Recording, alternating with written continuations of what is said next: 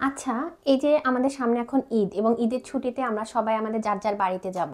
এটা নিয়ে আমাদের অনেকের মনে বিভিন্ন ধরনের ভয়, সংকোচ অথবা অস্বস্তি কাজ করে।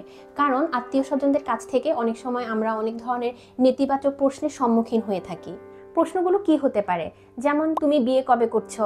তুমি সরকারি চাকরি করবে না? বিসিএস পরীক্ষা কবে দিবে? তুমি অনেক মোটা হয়ে গেছো, তুমি অনেক শুকিয়ে গেছো, এখন তো পড়াশোনা শেষ, তোমার ক্যারিয়ার নিয়ে তোমার কি প্ল্যান? এ ধরনের অনেক প্রশ্ন আমরা শুনে থাকি। এই ধরনের নেতিবাচক বা টক্সিক প্রশ্নগুলোর যখন আমরা সম্মুখীন হই, তখন দেখা যাচ্ছে যে আমাদের অনেক মন খারাপ হচ্ছে, আমাদের ঈদের আনন্দটাই মাটি হয়ে যাচ্ছে, অথবা আমরা অনেক বেশি খারাপ একটা অনুভূতির মধ্য দিয়ে যাচ্ছি পুরা ঈদের ভ্যাকেশনের যে সময়টা তার মধ্যে। এখন আমরা জানবো এই নেতিবাচক প্রশ্নগুলোকে কিভাবে আমরা স্মার্টলি হ্যান্ডেল করতে পারি, তার কিছু টিপস। নেতিবাচক প্রশ্নগুলো আমাদের মনের মধ্যে রাগ সৃষ্টি করতে পারে। এক্ষেত্রে আমরা যেটা করতে পারি, আমরা কিছুটা সময় পজ নিতে পারি, অথবা আমার নিড এবং ফিলিংসকে অ্যাড্রেস করে অ্যাসার্টিভ ওয়েতে তাকে আমার বলা কথাগুলো আমি বুঝিয়ে দিতে পারি যে আমি এই মুহূর্তে কি করছি বা আমি কি চাচ্ছি।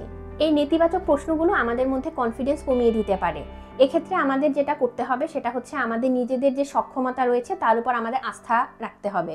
যেমন হতে পারে, আমাকে কেউ এসে বলল যে তুমি বিসিএস পরীক্ষা কবে দিবে, কিন্তু বিসিএস দেওয়ার প্রতি আমার ইন্টারেস্ট নাই, অথবা আমার সেদিকে কোনো সিদ্ধান্ত আমি গ্রহণ করিনি।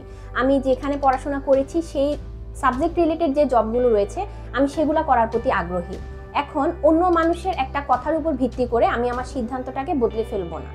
আমি এই জায়গাটাতে বাউন্ডারি সেট করতে পারি। আমার নিজের কিছু পার্সোনাল ব্যাপার থাকে, সেই ব্যাপারগুলোতে অন্য মানুষ ঠিক কতটুকু ইনফ্লুয়েন্স করতে পারে সেটা আমি ক্লিয়ার করে দিতে পারি। মানুষ যখন কোনো টক্সিক কমেন্ট আমাদেরকে করে থাকে, সেটা মূলত তার ইনসিকিউরিটির জায়গা থেকে করে। আমাদেরকে মনে রাখতে হবে এই বিহেভিয়ারগুলা তার নেতিবাচক যে মনোভাব তার বহিঃপ্রকাশ। এই বিহেভিয়ার অথবা এই কমেন্টসগুলো আমাদেরকে জাজ করে না।